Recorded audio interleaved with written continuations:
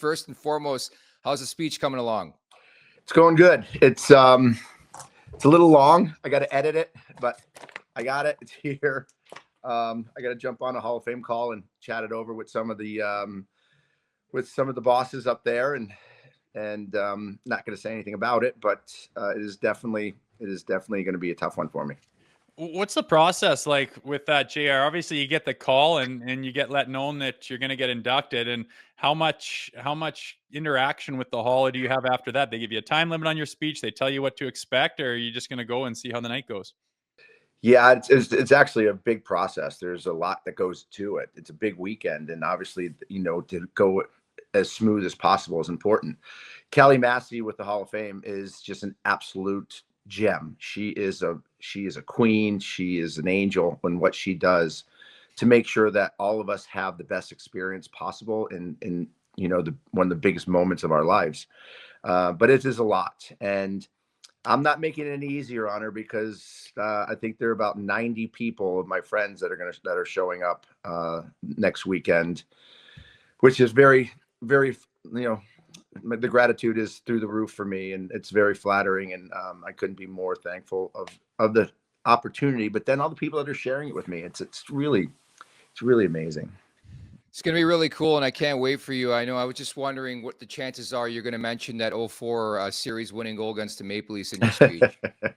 I make reference to the 2004 team, but I don't say anything about that goal because Eddie Belfour is going to be in there in front of me. I don't want to do that to Eddie. You'd never like to ruffle any feathers, would you there, JR? I've ruffled too many feathers in my day, you guys. I think those days are a little bit over. How often do you run into a guy that from your playing past, whether, I know you have a history with Craig Berube, we'll get to that, but when you run into guys you used to play against, is it always just laughs about the olden days, or is there still some animosity sometimes with certain people? No animosity. I mean, I don't run into guys like Rob Ray or Chief. But I did run into Chief to Berube, during the finals, and we're very good friends. He's a great man. I love him to death. I mean, I wouldn't run into Rob Ray. I don't think I'd be very nice to Rob Ray. I'd just probably shake his hand and then move on. I don't need to make any touch. I've made that very clear throughout my last 12 years. But I don't hold grudges. I just move on. And I think it's important that, I'll say something really funny because I was just in the room the other day with guys I used to battle against in St. Louis. I mean, I walked into the room and there's Tony Twist standing right in front of me, muscles on top of muscles, and Kelly Chase is right there. And these are the guys that I battled. I mean, they literally fought. They beat me up. Because of the things that I was, because of the way I played and the things I was doing. So, and we hugged and we had fun and we chatted about old days and all that stuff. And it was a lot of fun catching up with guys like that. We're all one big family. And when it comes down to it, Yeah. Has it sunk in, man? You're going to be a hockey Hall of Famer. How cool is that? Yeah, it's, I don't think it really has. I think, I've been trying to stay focused on things that are important to me and the family and doing work and staying, staying in the now, in the present. And it's definitely going to be an amazing night. I'm really excited to be sharing it with my family and my friends. And, but I will say it'll be very nice when it's over. And, I don't think it'll hit me till I'm really up there and the lights are on and I see everybody, but, I have a lot to give thanks for, and I'm going to use that time very wisely in doing so. Well, congratulations again. But you mentioned Craig Berube. He's got the helm of the Toronto Maple Leafs right now. What do you see about the direction they're heading in right now underneath that new tenure of Craig Berube? Well, I think, first of all, I think he's a great person to have at the helm there with the way that he coaches, his mentality. I think that's one thing that they need. They need someone that they could be accountable to, that played the game a certain way, that had a reputation, that had expectations and will hold expectations to those players. We've already seen some of the things that he said in the media, and he's gone after some of the top guys, whether it's Marner or Matthews. It's going to take a little bit of time, I think, for the team just to understand, to get into his, the way that he thinks, the way he communicates, maybe the system. But if they buy in to a Craig Berube system, they have the possibilities of doing just what St. Louis did, and that's run right to a Stanley Cup. They have the ability to do that. It's just whether they prepare themselves and commit to doing that. It takes a lot. They haven't been able to do it in the past, but maybe Berube is the guy that gets them focused and makes them more accountable for how they play. You talk about Chief. I want to turn back the clock to early on in your career, the sucker punch revenge story. You got to tell that on this podcast. Yeah, you don't hit somebody when they're down or they're vulnerable. And we had a big melee 5-on-5 against Philly, and the referee had Berube in his arms. I mean, literally locked up, and I'm free, and there's chaos everywhere. And I'm like, the devil saying hit him, and then the angel saying no, don't do it. It's going to come back to haunt you. Well, of course, I listened to the devil. Bang, and I cold cock him, and he chased me around for 5 years. Every time we played against him, he was trying to get me, he was trying to beat me up, he was trying to get at me, and I'd slip away off the ice and get off when he got on, and he says he's going to get me. And then finally, when I signed in Philly, he signed with the Phantoms, the minor league team, which we shared a building in practice, our practice facilities. They were on one side and we were on another. And of course, Craig Berube can go anywhere he wants. He's a flyer, and everybody's so respected by, has respected him. And I'm taping my stick before practice, and he comes in and hey, what's up, everybody? What's up? And I'm like, hey, what's up, Chief? And he goes, hey, JR, what's up? Puts his hand on my shoulder. How you doing, JR? Bang! And it hits me with a quick little shot right in the mouth. And I go down. I kind of buckle a little bit. And he goes, I told you I'd get you. And I said, oh, that was a good one. And we played golf that day. We had a great time. That's where we really became like friends when he did that. Well, during your Hall of Fame career, you've played on lots of different teams, seen successful teams and ones that come up short. The composition of this Toronto Maple Leafs team, do you think that's all they need is maybe the change of direction in their identity with Craig Berube, or do you think the actual roster needs some altering still? Well, obviously, they can always need roster spots, right? Always defensively. It's always the question whether the goaltender is the right goaltender to be had. Right. I think that's one of the biggest questions. And I question it. I don't think that the goaltending that is there right now is suitable if you want to go win a cup. I mean, obviously everybody can get on a roll. Don't get me wrong. But they haven't had a goaltender in there that can prove to make the big save when needed, to bail a team out when they need it. That big save is very, very important, and they haven't had that. But an identity becomes very important.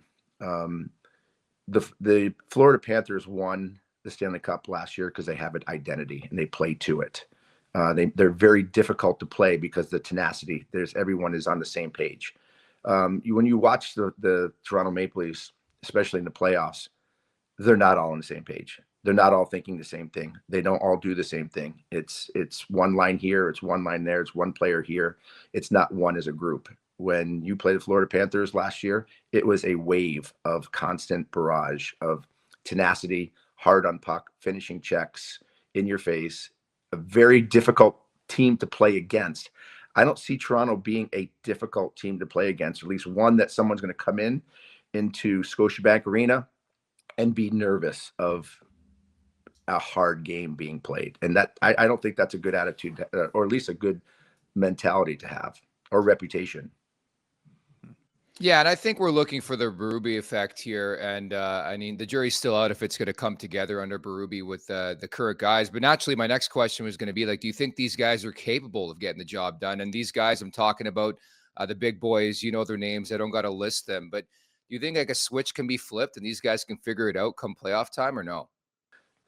Yeah, I think they can. I mean, they have some real quality guys on that team. I mean, and they have good leadership on that team. I mean, when you have a John Tavares, and obviously Matthews is a good leader. I love watching some of these guys go. Nylander is so much fun to watch. But somebody has to be that vocal guy. Somebody has to. And yes, they can turn it on. They can change. It depends. And if they want to, you have to care. I mean, you really have to want it, and you can change. Who's the guy in that locker room that gets in and yells and screams and makes people accountable? Because I don't see John Tavares being a guy that's going to yell at somebody because they're slacking or they're not doing their job or they make a mistake, right? Is Austin Matthews that guy? He's a very quiet guy. He's not the most verbal person in the room. Will he be that guy that challenges people? I don't know. I think that's what they need in there. You obviously, mistakes are going to happen. We saw what Austin Matthews did against the Bruins the other day, throwing the puck aimlessly out of nowhere. They end up losing the game. Okay, that stuff's going to happen.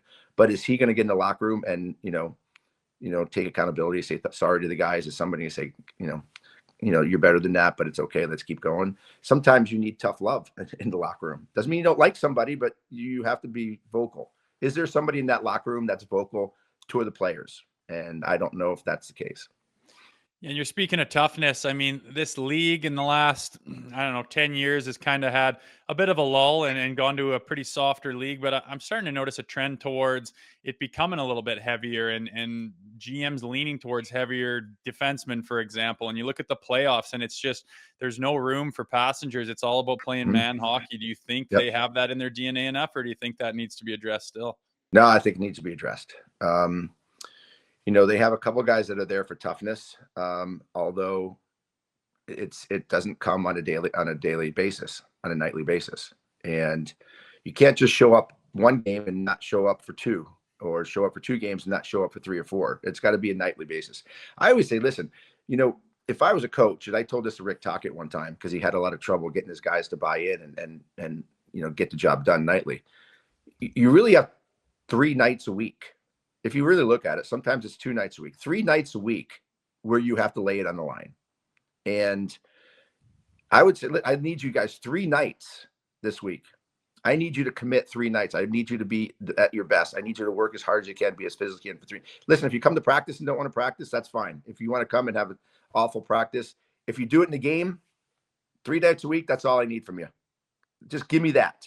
Right. And if somebody can't give you 3 nights a week or 2 nights a week, they're in the wrong place. They shouldn't be there in the first place. So that's kind of my mentality about it. But of course they can change. Of course they can do it. But do they have the mentality in there? They haven't shown it yet.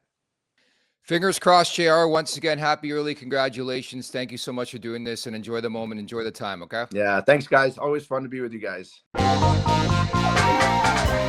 Make sure to check out more of our content right here on the Leafs Nation YouTube page. We got long form interviews, we got clips, we got epic rants by Jay Rosehill. We simply have it all. And don't forget, you can find out much more at theleafsnation.com. Thanks so much for watching.